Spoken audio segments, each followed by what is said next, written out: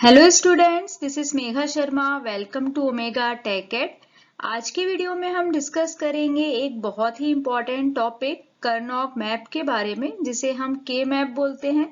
के मैप एक systematic method है जिसकी हेल्प से हम बूलियन एक्सप्रेशंस को सिंप्लीफाई करते हैं, और अगर हम इसका प्रॉपरली यूज करें तो हम सिंपलेस्ट एसओपी और पीओएस एक्सप्रेशन बना सकते हैं।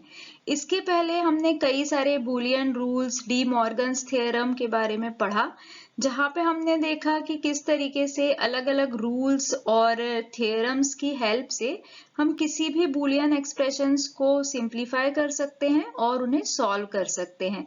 सिमिलरली के मैप भी एक मेथड होती है जिसकी हेल्प से हम बूलियन एक्सप्रेशंस को सिंप्लीफाई करते हैं। के मैप ट्रुथ टेबल के जैसी ही होती है, क्योंकि जिस तरीके से ट्रुथ टेबल में सभी पॉसिबल इनपुट वेरिएबल्स और उनका आउटपुट होता है, उसी तरीके से के मैप में भी हम इन सभी वैल्यूज को रिप्रेजेंट करते हैं। के मैप एक तरह से एरे ऑफ सेल्स होता है, जहां पे हर सेल एक बाइनरी वैल्यू को रिप्रेजेंट करता है। तो अलग अलग नंबर ऑफ सेल्स हो सकते हैं के मैप में। ये डिपेंड करता है कि हमने कितने वेरिएबल्स लिए हैं, क्योंकि जितने number of possible input variables होंगे उसी हिसाब से उसके कॉम्बिनेशन बनेंगे। जैसे कि ये हम ऑलरेडी डिस्कस कर चुके हैं कि अगर हमारे पास 3 वेरिएबल्स होते हैं तो टोटल 8 कॉम्बिनेशन बनते हैं। अगर हमारे पास 4 वेरिएबल्स होते हैं तो टोटल 16 कॉम्बिनेशन बनते हैं। सिमिलरली अगर हमारे पास 5 वेरिएबल्स हैं तो वहां पे 32 कॉम्बिनेशन बनेंगे। तो ये डिपेंड करता है कि हमारे पास कितने वेरिएबल्स हैं।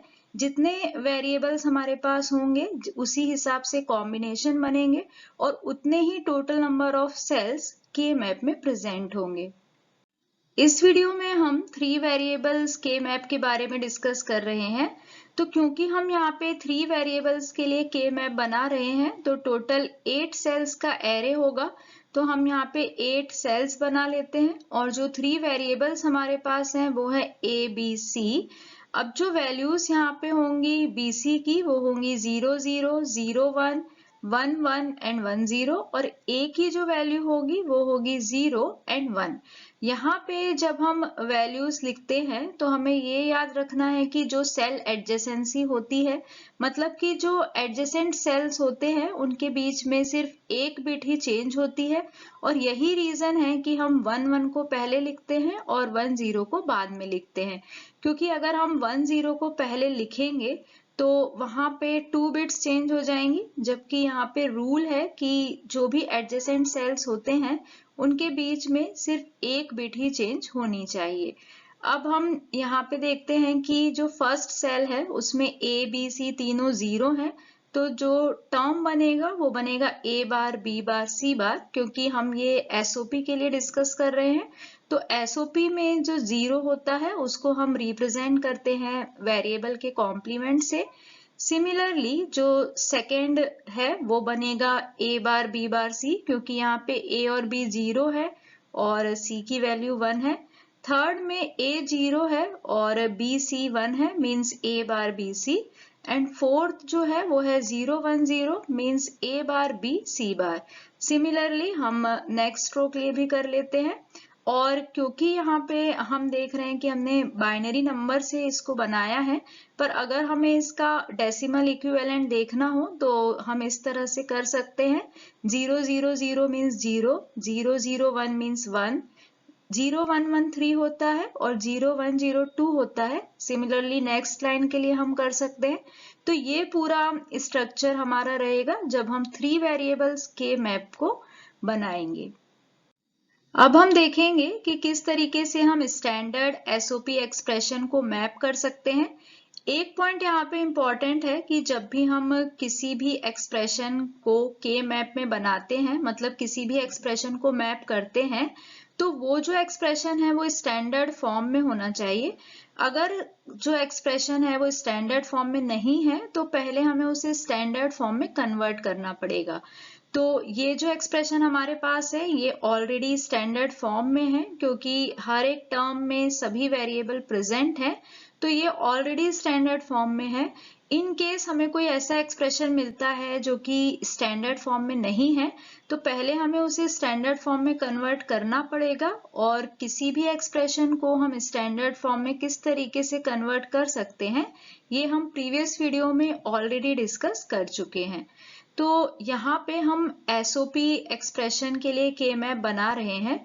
तो एसओपी में जो भी कॉम्प्लीमेंटेड फॉर्म में वेरिएबल होते हैं उसका मतलब 0 होता है। तो ए बार बी बार सी मतलब है 0 0 1, A bar B C bar means 0 1 0, A B C bar मतलब 1 1 0 and A B C means 1 1 1। तो ये इनकी वैल्यू हो गई। अब क्योंकि यहाँ पे 3 वेरिएबल्स हैं तो हम 8 सेल का के मैप बनाएंगे जैसे अभी हमने डिस्कस किया था। उसके बाद क्योंकि यहाँ पे एसओपी एक्सप्रेशन है तो इसका मतलब ये है कि हमें 1 बनाना है, क्योंकि एसओपी में हम 1 देखते हैं। तो पहला जो 1 हमें मैप करना है वो करना है 0 0 1 पे। तो हमने 0 0 1 पे 1 लिखा। उसके बाद जो दूसरा 1 आएगा वो आएगा 0 1 0 पे, जहाँ पे ए जो है वो 0 है, बी जो है वो 1 है और सी जो है वो 0 है। तो यही वो ब्लॉक है 0 1 0 का, तो हमने यहाँ पे 1 लिखा। थर्ड 1 जो है वो आएगा 1 1 0 पे, तो थर्ड 1 हमने लिख दिया 1 1 0 पे। और फोर्थ जो 1 है वो आया है 1 1 पे, मतलब यहाँ पे। तो ये बहुत ही सिंपल है, हमें जितने वेरिएबल का के मैप बनाना है उस हिसाब से हम यहाँ पे एरे बनाते हैं। अब क्योंकि 3 वेरिएबल का था तो हमने 8 सेल का एरे बनाया। उसके बाद जो भी एक्सप्रेशन हमें मिला है उसके अकॉर्डिंग हम यहाँ पे 1 को मैप कर देंगे। नेक्स्ट स्टेप में हमें के मैप को सिंप्लीफाई करना है। तो के मैप को सिंप्लीफाई करने का मतलब ये होता है कि जो भी एक्सप्रेशन हमें मिला है हम उसको रिड्यूस करें। जो भी एक्सप्रेशन हमारे पास है उसमें कम से कम टर्म्स होनी चाहिए। तो ये जो पूरा प्रोसेस होता है जहाँ पे हम एक्सप्रेशन को रिड्यूस करते हैं जिससे कि उसमें मिनिमम पॉसिबल टर्म्स हो, उस पूरे प्रोसेस को हम बोलते हैं मिनिमाइजेशन। तो जो भी एसओपी एक्सप्रेशन हमें मिला है पहले तो हम उसे मैप कर लेते हैं और मैप करने के बाद हम उसे सिंप्लीफाई करते हैं। तो किस तरीके से सिंप्लीफाई करते हैं ये अभी हम समझेंगे, क्योंकि ये भी स्टेप वाइज प्रोसेस होता है जिसमें 3 स्टेप्स होते हैं। तो सबसे पहले तो हम 1 का ग्रुप बनाते हैं। उसके बाद हम प्रोडक्ट टर्म डिटरमाइन करते हैं हर एक ग्रुप के लिए और लास्ट में हम उसको सम करते हैं, summing the resulting product term. तो ये तीनों स्टेप हम अभी समझेंगे कि किस तरीके से हम फाइनल रिजल्ट तक पहुंचते हैं। अभी के लिए हमें इतना याद रखना है कि जो 1 हमने बनाए हैं, जो 1 हमने मैप किए हैं, उनका हमें ग्रुप करना है। उसके बाद उससे हमें प्रोडक्ट टर्म निकालनी है और उसके बाद उन प्रोडक्ट टर्म का हमें सम करना है। 1 को मैप करने के बाद जो नेक्स्ट इंपॉर्टेंट स्टेप हमारे पास है वो है ग्रुपिंग द वंस। क्योंकि एक बार जब हमने 1 को मैप कर दिया तो नेक्स्ट स्टेप में हमें इसका ग्रुप बनाना पड़ता है। और ग्रुप हम इस तरीके से बनाते हैं कि जो सबसे लार्जेस्ट पॉसिबल ग्रुप है उसे हम पहले बनाते हैं। उसके बाद अगर कोई और ग्रुप पॉसिबल है तो हम उसे देखते हैं। जैसे कि अगर ये 8 सेल्स का एरे है तो इसमें सबसे लार्जेस्ट पॉसिबल ग्रुप जो बन सकता है वो 8 सेल का बन सकता है, उसके बाद 4 का बन सकता है और लास्ट में 2 का बन सकता है। तो 8 का अगर हम देखें तो 8 का ग्रुप तो यहाँ पे नहीं बन रहा है क्योंकि सभी सेल्स में 1 नहीं है। 4 का उसके बाद हम देखते हैं, क्योंकि अगर 4 का ग्रुप बन रहा है तो पहले हमें 4 का बनाना होगा। तो यहाँ पे 4 का ग्रुप बन रहा है, इन चारों का हम एक ग्रुप बना सकते हैं। और उसके बाद हम देखते हैं कि कोई 2 का ग्रुप बनता है तो उसे बना सकते हैं। तो यहाँ पे ये 2 का ग्रुप बन रहा है। यहाँ पे एक पॉइंट ध्यान रखना है कि पहले हमें पेयर को नहीं बनाना है, क्योंकि अगर यहाँ पे हम देखें तो 2 पेयर भी बन रहे थे लेकिन 2 पेयर के प्लेस पे हमने एक क्वाड बनाया है। ऐसा इसलिए है क्योंकि अगर लार्जेस्ट पॉसिबल ग्रुप बन रहा है तो हम स्मॉल ग्रुप नहीं बनाते हैं, तो पहले हम लार्जर ग्रुप से स्टार्ट करते हैं। तो अगर हम देखें तो जब भी हम 1 का ग्रुप बनाएंगे तो सबसे पहले हम 8 का सर्च करेंगे क्योंकि 3 वेरिएबल्स का है, तो सबसे पहले हम देखते हैं कि कोई ऑक्टेट्स बन रहा है क्या। अगर ऑक्टेट्स बनता है तो उसे मार्क कर देंगे, अदरवाइज हम क्वैड की तरफ जाते हैं। क्वैड का मतलब होता है 4 का ग्रुप, और अगर 4 का ग्रुप भी नहीं बनता है तब लास्टली हम पेयर की तरफ जाते हैं। पेयर का मतलब होता है 2 का ग्रुप। तो कंसेप्ट यहाँ पे ये है कि हमें बिगर ग्रुप पे ज्यादा ध्यान देना है, क्योंकि जितना बड़ा ग्रुप हम बना सकते हैं उतना ही हमारा एक्सप्रेशन सिंपल बनेगा। नेक्स्ट स्टेप में हम मिनिमम एसओपी डिटरमाइन करते हैं। तो मिनिमम एसओपी एक्सप्रेशन फाइंड करने के लिए हम कुछ रूल्स फॉलो करते हैं। सबसे पहले जो ग्रुप हमने बनाया है, जो 1 का ग्रुप हम बनाते हैं, उसमें प्रोडक्ट टर्म होती है और हर एक प्रोडक्ट टर्म में कुछ वेरिएबल्स होते हैं। अब ये जो वेरिएबल्स होते हैं ये कॉम्प्लीमेंटेड और अनकॉम्प्लीमेंटेड फॉर्म में हो सकते हैं। तो जो भी वेरिएबल ऐसा होगा जो कि कॉम्प्लीमेंटेड और अनकॉम्प्लीमेंटेड दोनों फॉर्म में प्रेजेंट होगा उस पूरे ग्रुप में, उसे हम इलिमिनेट कर सकते हैं। और जो इस तरह के वेरिएबल्स होते हैं जो कॉम्प्लीमेंटेड और अनकॉम्प्लीमेंटेड दोनों फॉर्म में प्रेजेंट होते हैं, उन्हें हम कॉन्ट्राडिक्टरी वेरिएबल्स बोलते हैं। तो जो भी हमने टर्म्स लिए हुए हैं, जो भी हमने एक्सप्रेशन लिया हुआ है, जो पूरा ग्रुप हमने लिया हुआ है, जो ग्रुपिंग हमने की हुई है, उसमें से जो भी वेरिएबल ऐसे होंगे जो कॉम्प्लीमेंटेड और अनकॉम्प्लीमेंटेड फॉर्म में है, उन्हें हम हटा देंगे, और इसी को हम रिडक्शन रूल भी बोलते हैं। उसके बाद हम मिनिमम प्रोडक्ट टर्म फाइंड करते हैं हर एक ग्रुप के लिए, और लास्ट में जो भी फाइंड हमने किया हुआ है उसको हम सम कर देते हैं। अब यहाँ पे हम समझेंगे कि रिडक्शन रूल क्या होता है, किस तरीके से हम वेरिएबल को रिड्यूस कर सकते हैं, वेरिएबल को एलिमिनेट कर सकते हैं। तो जैसे यहाँ पे हम देख रहे हैं कि एक क्वैड बना है और एक पेयर बना है। यहाँ पे हम ग्रुपिंग ऑलरेडी कर चुके हैं। ग्रुपिंग किस तरीके से करना है ये हम समझ चुके हैं। अब हमें देखना है कि किस तरीके से हम एक्सप्रेशन लिखते हैं। तो सबसे पहले अगर हम देखें तो ए bar B bar C bar और A bar B bar C plus A B bar C bar plus A B bar C, ये क्वैड है और इसका पूरा एक ग्रुप बना हुआ है जो हमने ब्लू कलर से बनाया है, रॉयल ब्लू कलर से। तो वहां पे हमने क्वैड का एक ग्रुप बनाया है, तो इसको हमने लिख लिया। अब यहाँ पे हम देखते हैं कि ए बार 2 बार आया है, इस पूरे ग्रुप में ए बार 2 बार आया है, और सी बार जो है वो भी 2 बार आया है, ए 2 बार आया है और सी भी 2 बार आया है। मतलब कि ऐसा है कि ए बार 2 बार है और ए 2 बार है, तो ये कैंसिल हो जाएंगे। सी बार 2 बार है और सी भी 2 बार है, तो ये भी दोनों आपस में कैंसिल हो जाएंगे। तो सिर्फ यहाँ पे बी बार बचेगा। तो इस पूरे एक्सप्रेशन को रिड्यूस करके हम सिर्फ बी बार लिख सकते हैं, क्योंकि बाकी के जो वेरिएबल्स हैं वो कॉम्प्लीमेंटेड और अनकॉम्प्लीमेंटेड दोनों फॉर्म में प्रेजेंट है, तो वो कैंसिल हो जाएंगे।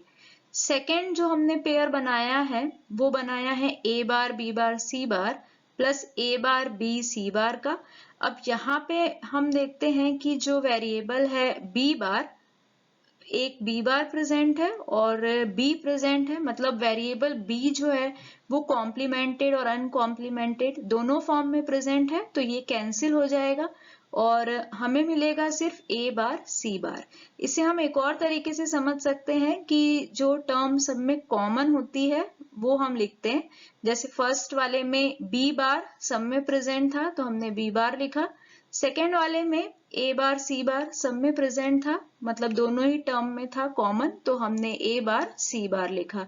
तो इस तरीके से जो एक्सप्रेशन है उसे हम रिड्यूस कर सकते हैं। और यहाँ पे एक इम्पॉर्टेंट पॉइंट ये है कि जो सेल ग्रुप हम बनाते हैं, अगर हमने सेल ग्रुप 1 का बनाया है तो हमें रिड्यूस एक्सप्रेशन में 3 वेरिएबल्स मिलेंगे। अगर हमने 2 वेरिएबल का कोई सेल ग्रुप बनाया है, जैसे कि हमने एक पेयर बनाया था, तो वहां पे 2 वेरिएबल्स मिलेंगे, जैसे अभी हमें मिला ए बार सी बार। अगर हमने क्वैड बनाया है, मतलब 4 का, जैसे हमने फर्स्ट बनाया था 4 का एक क्वैड बनाया था, तो हमें एक ही वेरिएबल मिलेगा, जैसे कि बी बार मिला था सिर्फ। और अगर 8 का ही ग्रुप बन जाता है तो हमें 1 मिलता है। तो ये हम ध्यान रख सकते हैं कि किस तरीके से पेयरिंग करने पे हमें कितने प्रोडक्ट टर्म मिलते हैं। तो अगर हम 4 का ग्रुप बना रहे हैं तो एक ही मिलेगा, एक ही वेरिएबल, सिंगल वेरिएबल, जैसे हमें बी बार मिला। और अगर पेयर बना रहे हैं तो 2 वेरिएबल मिलेंगे, जैसे हमें ए बार सी बार मिला। अब हम कुछ एग्जाम्पल्स की हेल्प से के मैप को डिटेल में समझेंगे।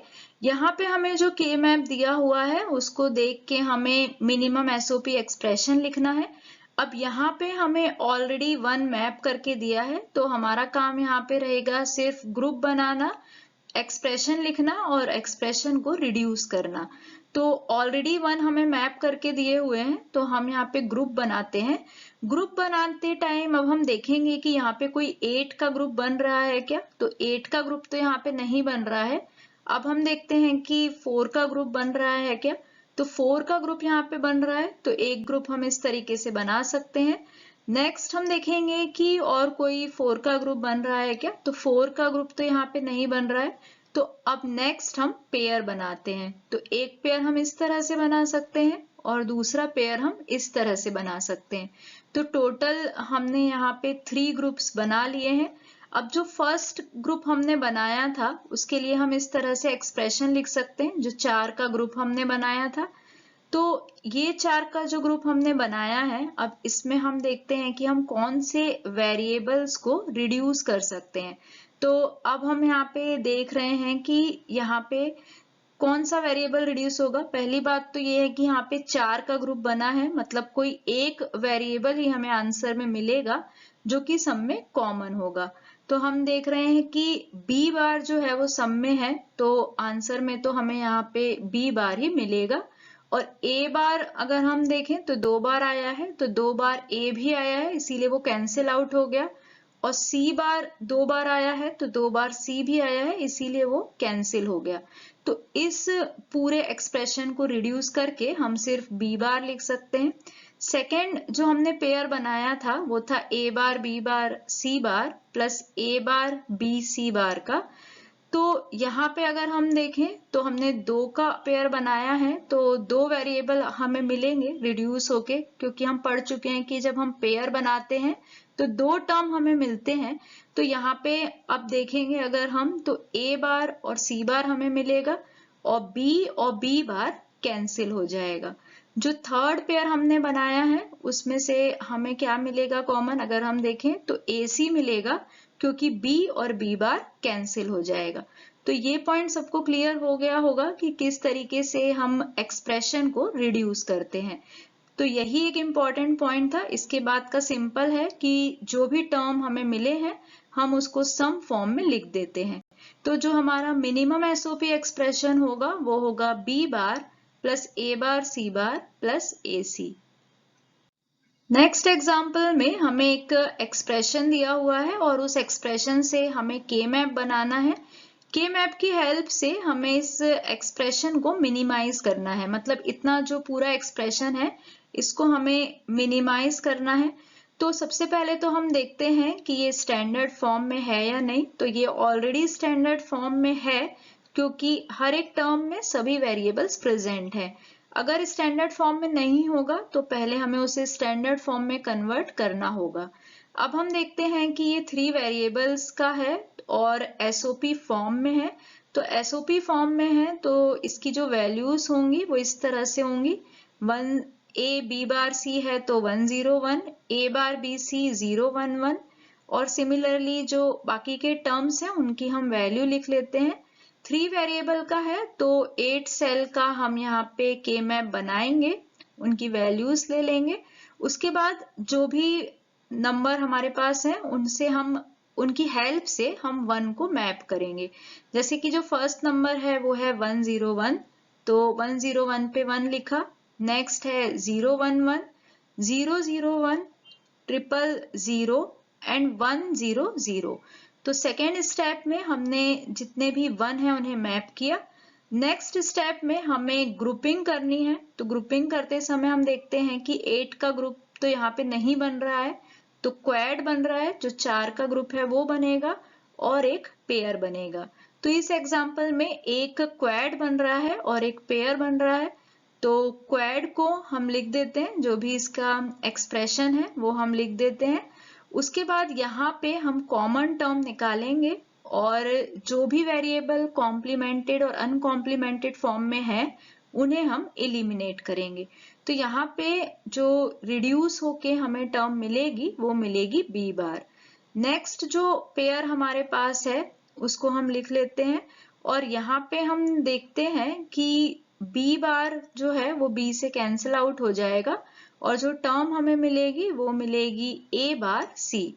तो यहाँ पे जो फाइनल आंसर हमें मिलेगा मिनिमम एसओपी एक्सप्रेशन वो मिलेगा बी बार प्लस ए बार सी। नेक्स्ट एग्जाम्पल में हमारे पास नंबर्स दिए हुए हैं, तो इस तरह से भी क्वेश्चंस आ सकता है। अब यहाँ पे समेशन है, समेशन से हमें पता चल रहा है सम ऑफ प्रोडक्ट और 3 वेरिएबल्स दिए हुए हैं ए बी सी। इसका मतलब ये है कि जो के मैप बनेगा वो 8 सेल्स का बनेगा और क्योंकि नंबर दिए हुए हैं तो डायरेक्टली 1 3 6 7 पे हमें 1 लिखना है। तो 1 3 6 7 पे हम 1 लिख देते हैं। नेक्स्ट स्टेप में हमें ग्रुपिंग करनी है तो हम 1 का ग्रुप बनाते हैं। तो इस तरह से हम ग्रुप बना सकते हैं।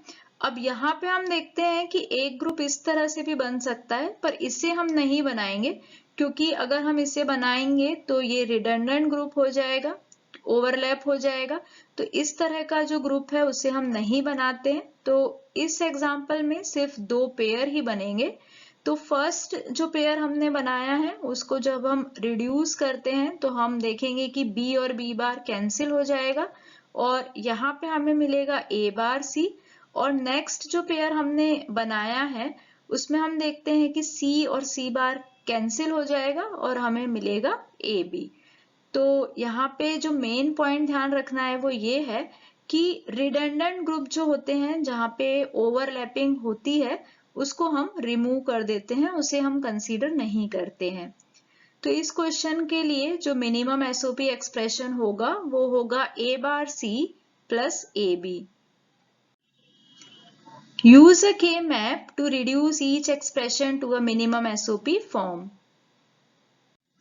Thank you so much for watching till here. अगर आपको वीडियो यूजफुल लगी है, वीडियो पसंद आई है तो वीडियो को लाइक करें, फ्रेंड्स के साथ शेयर करें और अगर आप चैनल पे न्यू हैं, अब तक चैनल को सब्सक्राइब नहीं किया है तो चैनल को सब्सक्राइब करें और वीडियो की नोटिफिकेशन के लिए बेल आइकन प्रेस करें।